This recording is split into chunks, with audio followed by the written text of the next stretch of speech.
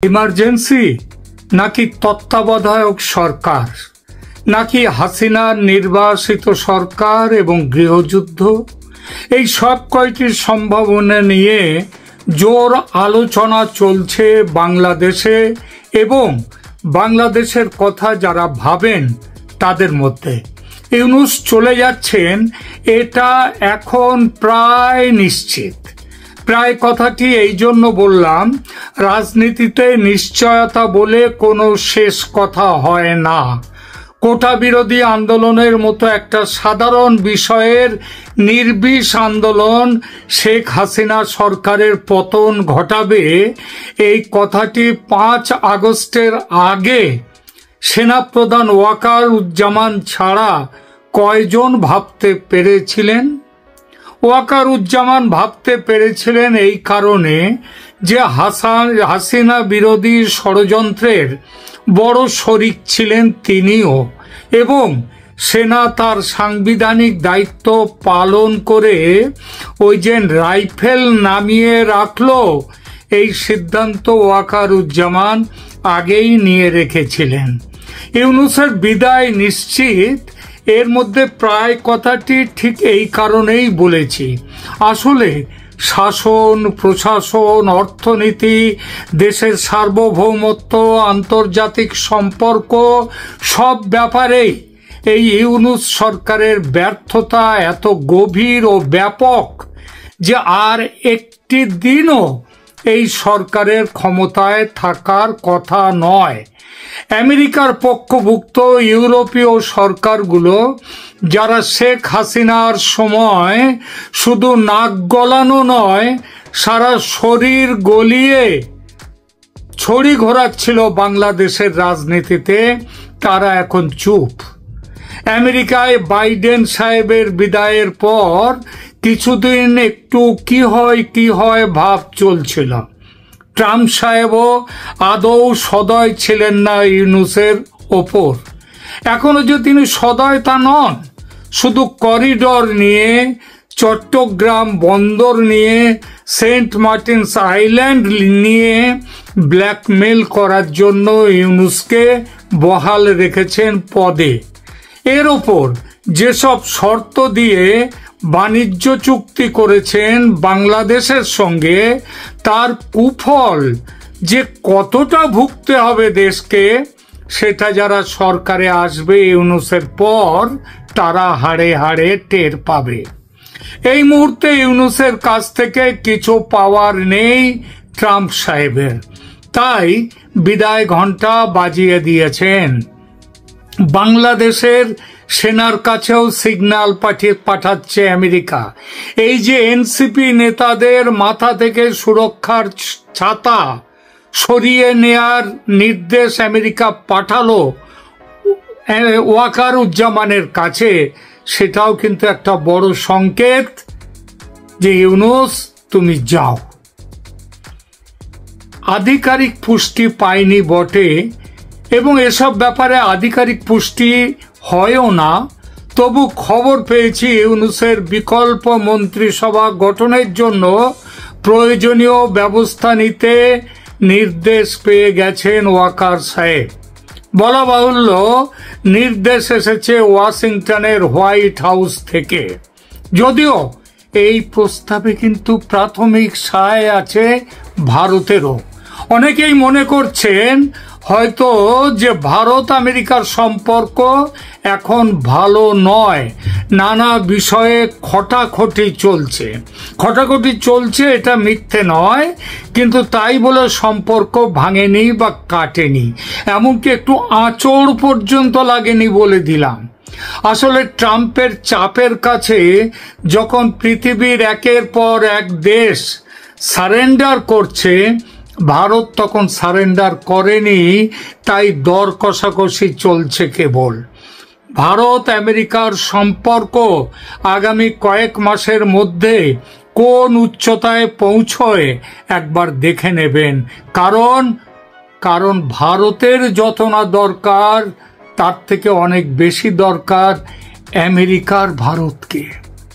বাংলাদেশ নিয়ে ট্রাম্পের ভাবনায় এখন আর ইউনূস নেই, সেই জায়গায় এসেছে বিকল্প সরকার, যে সরকার এসে একটি ফ্রি অ্যান্ড ফেয়ার ইলেকশন করবে, যে ইলেকশনে অংশ নেবে আওয়ামী লীগও। ভারত সরকারের কাছে বিভিন্ন গোয়েন্দা সূত্রে রিপোর্ট এসেছে যে সুষ্ঠু নির্বাচন হলে, রিগিং না হলে আওয়ামী লীগের জয় সুনিশ্চিত। কারণ ইউনূসের কুশাসন, ক্রেডিবল পলিটিক্যাল একটা পার্টি হিসেবে বিএনপির দ্বিচারিতা ও ব্যর্থতা, জামাতের জঙ্গি মোল্লাতন্ত্র ও পাকিস্তানতন্ত্র প্রতিষ্ঠার চেষ্টা, দেশ থেকে ৭১কে মুছে ফেলার অপচেষ্টা, এই সব কিছু মিলে নতুন করে ৭১-এর চেতনার পক্ষে দাঁড়াতে শুরু করেছে দেশের ব্যাপক সংখ্যক মানুষ। আর এর প্রত্যক্ষ ফল তো দেখাই যাচ্ছে। আওয়ামী লীগের পুনর্জন্ম হয়েছে, ভয় কাটিয়ে মানুষ হাজারে হাজারে নামছে রাজপথে। শুধু তো আওয়ামী লীগ নয়, দেশের ছাত্র সমাজ মিছিল করছে, সেই মিছিলে স্লোগান দিচ্ছে, ইউনূসের ২ গালে জুতো মারো তালে তালে। ভাবা যায়? অথচ এই ছাত্ররা মাত্র ১ বছর আগে হাসিনা হটাও আন্দোলনে সামিল ছিল। বলতে খারাপ লাগে, তবে এটাই সত্যি যে বাংলাদেশের সবচেয়ে ঘৃণিত মানুষটির নাম বর্তমানে সম্ভবত doctor Mohammad Yunus, the Nobel laureate. সুতরাং তাকে চলে যেতে হবে, কিন্তু আসন তো খালি থাকবে না। সরকারে বসতে হবে কাউকে না কাউকে। কে বসবে বা বসতে পারে, কে নিতে পারে দেশের দায়িত্ব? এই প্রসঙ্গে অনেক বিশ্লেষক বলছেন কেয়ারটেকার গভর্নমেন্ট প্রতিষ্ঠার কথা, যারা ৩ মাসের মধ্যে দেশে নির্বাচন করাবেন ও নির্বাচিত সরকারের হাতে ক্ষমতা তুলে দিয়ে বিদায় নেবেন। কিন্তু তারাও যদি হয় ইউনূসেরই এক পথের পথিক, তারাও যদি এটা সেটা কারণ দেখিয়ে যুদ্ধ কিছু একটা বাঁধিয়ে যদি সময় কিল করেন, টাইম কিল করতে থাকেন, তাহলে কি হবে? কেউ বলছেন দেশে প্রেসিডেন্সিয়াল রুল বা রাষ্ট্রপতির শাসন জারি করে রাষ্ট্রপতি নিজেও সরকার চালাতে পারেন না। স্যার, পারেন না, সেটা হয় না। যদি সংবিধানকে মানতে হয় তাহলে সেটা হবে না। আপনারা বলতে পারেন ইউনূস সরকার কি রয়েছে সংবিধান মেনে? না, মেনে নেই। আর সেজন্যই তো তার বিরোধিতা আরো বেশি করে হচ্ছে এবং ভবিষ্যতে এর জন্য জবাবদিহি করতে হবে।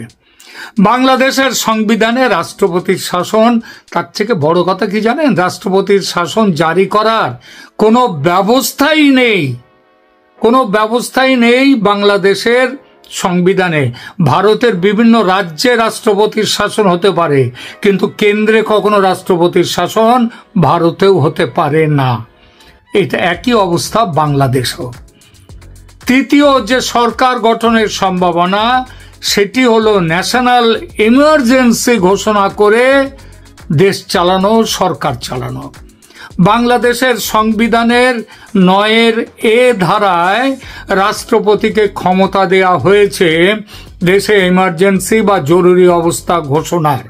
যদি বহিঃশত্রুর আক্রমণ বা অভ্যন্তরীণ গোলযোগের ফলে দেশের সুরক্ষা, নাগরিকদের স্বাধীনতা, অর্থনীতি এসবগুলো ক্ষুণ্ণ হওয়ার সম্ভাবনা থাকে, তাহলে রাষ্ট্রপতি জরুরি অবস্থা জারি করতে পারেন। তবে এখানেও একটা খুব বড় তবে আছে। এই তবেটা হলো রাষ্ট্রপতি তখনই তিনি এই ইমার্জেন্সি বা জরুরি অবস্থা জারি করতে পারেন যখন প্রধানমন্ত্রী সুপারিশ করবেন। প্রধানমন্ত্রীর সুপারিশ নিতে হবে রাষ্ট্রপতির শাসন জারি করতে গেলে, এবং তারপরে পার্লামেন্ট যখন বসবে, পার্লামেন্ট বসলে পার্লামেন্ট থেকে অ্যাপ্রুভ করে নিতে পারে। পার্লামেন্ট তো বাংলাদেশের ভেঙে দেওয়া হয়েছে, কিন্তু সেটা আবার ফিরিয়েও নেওয়া যায় দু চারজন নিহত হতে পারেন, ঠিকই সম্ভাবনা আছে, কিন্তু তাহলে বাকিরা বৃহৎ সংখ্যক সাংসদরা তো আছেন, তাদেরকে দিয়ে পরে পার্লামেন্ট বসিয়ে পুনরায় বসিয়ে অ্যাপ্রুভাল নিয়ে নেওয়া যেতে পারে। সংবিধান মোতাবেক এটাই হলো ইউনূসকে সরিয়ে দেওয়ার পর যে পথে শাসন ব্যবস্থা চলতে পারে তার সর্বোত্তম পদ্ধতি। এতে সংবিধান ভাঙা হয় না। এইবার প্রশ্ন ওঠে, কি বলছেন সংবিধান ভাঙা হয় না? সংবিধান তো ভাঙা হয়ে গেছে, প্রধানমন্ত্রী তো নেই, তাহলে রাষ্ট্রপতিকে কে সুপারিশ করবে জরুরি অবস্থা জারির জন্য? এই সুপারিশ ছাড়া যদি জরুরি অবস্থা জারি করেন তিনি, সেটা হলে তিনি তো নতুন করে সংবিধান অবমাননা করবেন, তাই না? তাহলে কি হবে? এই সমস্যারও সমাধান আছে। প্রধানমন্ত্রী শেখ হাসিনা পদত্যাগ করেননি, এটা শুধু তিনি নিজে যে বলেছেন তা নয়, স্বয়ং রাষ্ট্রপতি স্বীকার করেছেন। অর্থাৎ আইন অনুযায়ী এখনো দেশের প্রধানমন্ত্রী শেখ হাসিনা। স্বয়ং রাষ্ট্রপতি স্বীকার করার ফলে এই ব্যাপারে কারো কোনো প্রশ্ন তোলার সম্ভাবনা নেই। শেখ হাসিনাকে তাই সসম্মানে ফিরিয়ে এনে তাকে দিয়ে সুপারিশ করিয়ে জরুরি অবস্থা জারি করা যায়। মনে রাখবেন, তেমন হলে শাসনের ক্ষমতা কিন্তু থাকবে প্রধানমন্ত্রী হিসেবে শেখ হাসিনার হাতেই। এই প্রস্তাবের বিপক্ষে ঝড় তুলবেই জামাত, বিএনপি, এনসিপি সহ ইউনূসের সহযোগীরা তথা আওয়ামী লীগের বিরোধীরা। তারা মানতেই চাইবে না এটা, মনে মনে বিরোধিতা করবেন তাদেরই সঙ্গে ওয়াকারুজ্জামানও। কারণ তার বড় ভয় ভবিষ্যতে কোর্ট মার্শাল হতে পারে তার।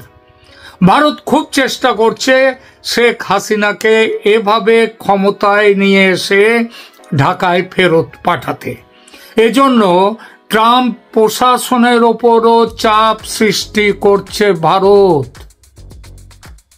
এখানে ইতিমধ্যে উপরাষ্ট্রপতি আমেরিকার জেডি ভান্স, সেখানকার সেক্রেটারি অফ স্টেট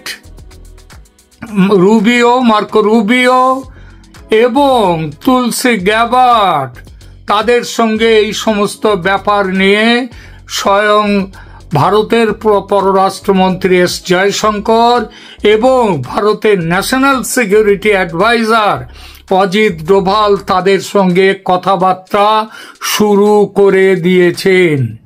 সুতরাং জরুরি অবস্থার জারির মাধ্যমে শাসনে ফিরতেই পারেন শেখ হাসিনা। যদি না হয় এটা, ওই আবার যদি প্রশ্ন, ইফস অ্যান্ড বাটস, এগুলো তো ফেলে দেয়া যায় না, আর রাজনীতিতে এগুলো রাখতেই হয়। তাই বলছি, যদি না হয় এটা, তাহলে রাষ্ট্রপতি কি করবেন? রাষ্ট্রপতি করতে পারেন যেটা, গত আগস্টের মতো সুপ্রিম কোর্টের অভিমত নিয়ে বিকল্প উপদেষ্টা পরিষদ গঠন করতে পারেন 3 মাসের মধ্যে ভোট করার জন্য, একেবারে স্পষ্টভাবে নির্দেশ দিয়ে। এবারের সুপ্রিম অভিমত, এবার যদি এইভাবে রাষ্ট্রপতি সুপ্রিম কোর্টের অভিমত চান, সেটা হলে এটা তিনি ওই গত বছর যে জালিয়াতি করে ইউনূসকে ক্ষমতায় বসিয়েছিল জামাত এবং বিএনপি এবং তাদের সহযোগীরা, সেই জালিয়াত চিঠির মতো সেবার কোনো মিটিংয়ে হয়নি বিচারপতিদের সুপ্রিম কোর্টের। এবার সেটা হবে না, এটা নিশ্চিত করে বলা যায়। এই পদটি অসাংবিধানিক হবে ঠিকই, তবে রাষ্ট্রপতির হাতে সুপ্রিম কোর্টের রক্ষা কবচ কিন্তু থাকবে। ধরা যাক নতুন উপদেষ্টা পরিষদ এসেও ভোট করতে গড়িমসি করলেন ইউনূসের মতো, কিংবা ইউনূস কপাল জোরে থেকে গেলেন তার পদে। ওই যে বলেছিলাম না, প্রায় নিশ্চিত ইউনূসের চলে যাওয়া, ধরুন সেই প্রায়টাই জোর হয়ে গেল এবং ইউনূস থেকে গেলেন তার পদে, তাহলে কি হবে? এখানে আসে হাসিনা কি ভাবছেন সেই প্রশ্নটি। সেই প্রশ্নটি এবার আসছে। হাসিনা ঠিক করেই ফেলেছেন, তেমন হলে গভর্নমেন্ট ইন এক্সাইল বা নির্বাসিত সরকার গঠন করে দেশ দখলের লড়াইতে নামবেন। এই লড়াইয়ে ভারত যে তার পাশে থাকবে এটাও নিশ্চিত। যদি বাংলাদেশ সেনাবাহিনী হাসিনার বিরোধিতায় নেমে আসে, দৃঢ় প্রতিজ্ঞ হয়, তাহলে কি হবে? আমার ধারণা সে ভুল। ওয়াকার ইউনুসের সেনা করবে না, ওয়াকারের সেনা করবে না। সেনা কোনো পক্ষ না নিয়ে পক্ষহীন হয়ে থাকবে, নিজেরা কোনো পক্ষে নেই এটা দেখাবার জন্যে। তবে সেনা কিছু না করলেও জামাত সহ সমস্ত ইসলামী শক্তি এবং বিএনপির একটি অংশ অস্ত্র হাতে আওয়ামী লীগের মোকাবিলা করতে মাঠে নামবে। আর তাদের হাতে অস্ত্র যে যথেষ্টই আছে সেটা তো পরিষ্কার, পাকিস্তান থেকে কম অস্ত্র তো আসেনি, এছাড়া চীন থেকেও আসবে হয়তো। সুতরাং দেশে গৃহযুদ্ধ ঘনিয়ে আসবে। এবারে লড়াই তো পাকিস্তানের বিরুদ্ধে নয়, দেশের ভেতরের রাজনৈতিক বিরোধীদের সঙ্গে, যেটা দেশের পক্ষে আদৌ ভালো নয়। আমার বিশ্বাস আগস্ট মাসটা অপেক্ষা করবেন হাসিনা। তারপরও যদি ইউনূসের বিদায় না হয়, তিনি নির্বাসিত সরকার গঠন করে অধিকার আদায়ের পথে যাবেন। এবং তার আগে এই আগস্ট মাস জুড়ে নানা রকম কর্মকাণ্ডের মধ্য দিয়ে দেশে আওয়ামী লীগকে জাগিয়ে তুলবেন, তাদের সংগঠনমুখী করবেন এবং ইউনূস সরকারকে যত রকম ভাবে বিরোধিতা করা যায় সেটা দেখবেন। ইউনূস ডিসেম্বরের মধ্যেও যদি নির্বাচনের ঘোষণা দেন সবাইকে শান্ত করতে, তাহলেও জেনে রাখবেন ইউনূসের অধীনে নির্বাচন কখনোই মেনে নেবেন না হাসিনা। তিনি চাইবেন নির্বাচন হবে তখনই যখন এই সরকার ক্ষমতায় থাকবে না। বাংলাদেশে এখন রাজনৈতিক আলোচনার কেন্দ্রবিন্দু হলো সংস্কার, জুলাই আর নির্বাচন। কিন্তু শান্তিতে নোবেল বিজয়ী অধ্যাপক ইউনূসের চিন্তা জঙ্গি আর সংখ্যালঘু নির্যাতন ঠেকানো। কারণ মার্কিন প্রশাসন থেকে এ নিয়ে কড়া বার্তা এসেছে অধ্যাপক ইউনূসের কাছে। মার্কিন চাপে এরই মধ্যে পাকিস্তানের তেহরিকি তালেবানের সাথে সংশ্লিষ্ট 6 জঙ্গিকে গ্রেপ্তার করেছে বাংলাদেশ সরকার। সূত্রগুলো বলছে গত বছর 5ই আগস্টের পর থেকে জেল ভেঙে পালিয়েছে 79 জন তালিকাভুক্ত জঙ্গি। গত 11 মাসে জামিন পেয়েছে 300-এরও বেশি। এদের মধ্যে 31 জনকে আবার গ্রেপ্তারের জন্য চাপ আছে মার্কিন প্রশাসন থেকে। কিন্তু অবাধে ছেড়ে দেয়া জঙ্গিদের আবার জেলে ফেরানোটা কি সহজ হবে ইউনূস প্রশাসনের জন্য? আবার বাংলাদেশের ধর্মীয় স্বাধীনতা নিয়ে সম্প্রতি কড়া উদ্বেগ জানিয়েছে যুক্তরাষ্ট্রের United states commission on international religious freedom নামের ফেডারেল সংস্থা। তার পরপরই রংপুরের গঙ্গাচড়া উপজেলার বেদগাড়ি ইউনিয়নে হিন্দু সম্প্রদায়ের মানুষের বাড়িঘরে হামলা, লুটপাট ও ভাঙচুরের ঘটনা ঘটেছে। 28 জুলাই এই দুটি ইস্যু নিয়ে মার্কিন প্রশাসনের উদ্বেগের কথা অধ্যাপক ইউনূসকে জানিয়েছেন বাংলাদেশে নিযুক্ত দেশটির চার্জ অ্যাফেয়ার্স ট্রেসিয়ান জ্যাকবসন। জঙ্গি আর সংখ্যালঘু নির্যাতন, এই দুই ইস্যুতে এখন অধ্যাপক ইউনূস প্রশাসনের ঘুম প্রায় হারাম হতে চলেছে। বিস্তারিত জানতে চলুন যাওয়া যাক বিশ্লেষণ। গত বছরের জুলাই আগস্টে আন্দোলনের সময় বাংলাদেশের অন্তত 17টি কারাগারে হামলা হয়েছিল। সেসব কারাগারে থাকা জঙ্গিরা বিনা বাধায় তখন পালিয়েছিল। সংখ্যাটা ছিল 79, যার মধ্যে সাজাপ্রাপ্ত জঙ্গি ছিল 9 জন, আছে মৃত্যুদণ্ডপ্রাপ্ত আসামিও। আবার 5ই আগস্টের পট পরিবর্তনের পর গত 11 মাসে কমপক্ষে 23 জঙ্গিকে জামিনে ছেড়ে দেওয়া হয়েছে। এদের মধ্যে যাবজ্জীবন সাজাপ্রাপ্ত আসামিও আছে।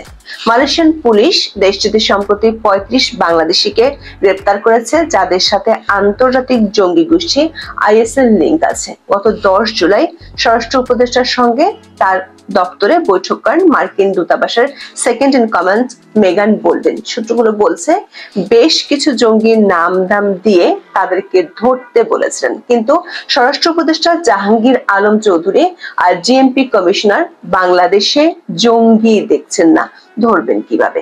ডিএমপি কমিশনার বড়জোর ছিনতাইকারী হিসেবে জঙ্গিদের দেখেন। তবে মার্কিন চাপে দেশটির তালিকাভুক্ত বাংলাদেশের জঙ্গি সংগঠন জামাতুল answer feel Hindal সারাকিয়ার chief Shamim মাহফুজকে গ্রেপ্তার করে।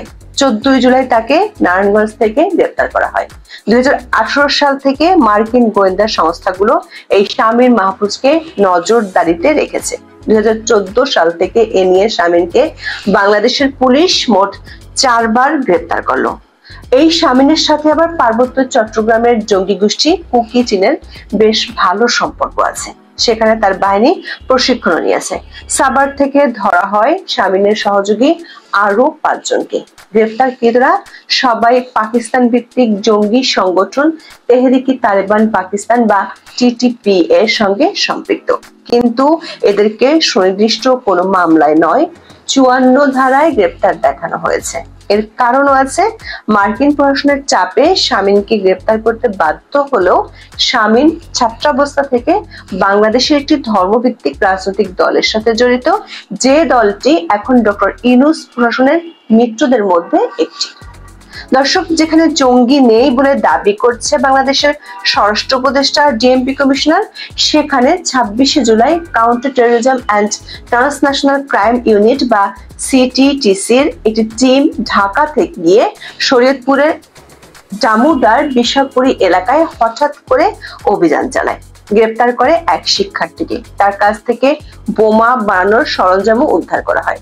পুলিশের সন্দেহ আন্তর্জাতিক জঙ্গি গোষ্ঠী আইএস এর সাথে তার ভালো যোগাযোগ আছে। সূত্রগুলো বলছে, জেল পলাতক ও জামিনে থাকা বেশিরভাগ জঙ্গি সরকারের নাগালের বাইরে, এমনকি তাদের অবস্থান সম্পর্কে সরকারের কাছে পরিষ্কার কোনো ধারণা নেই। কিন্তু মার্কিন দূতাবাসের একটি সূত্র বলছে, বাংলাদেশের জঙ্গিদের সাথে আইএস কিংবা টিটিপির মতো আন্তর্জাতিক জঙ্গি দলগুলোর সম্পৃক্ততা তারা জানতে পেরেছেন। বিষয়টি উদ্বেগের। সেই উদ্বেগ তারা বাংলাদেশ সরকারকে জানিয়েছিল, কিন্তু সরকার তেমন কোনো ব্যবস্থা না নেয় বাংলাদেশে নিযুক্ত মার্কিন চার্জ দ্য অ্যাফেয়ার্স প্রধান উপদেষ্টা অধ্যাপক ইউনূসের সাথে সাক্ষাৎ করেন।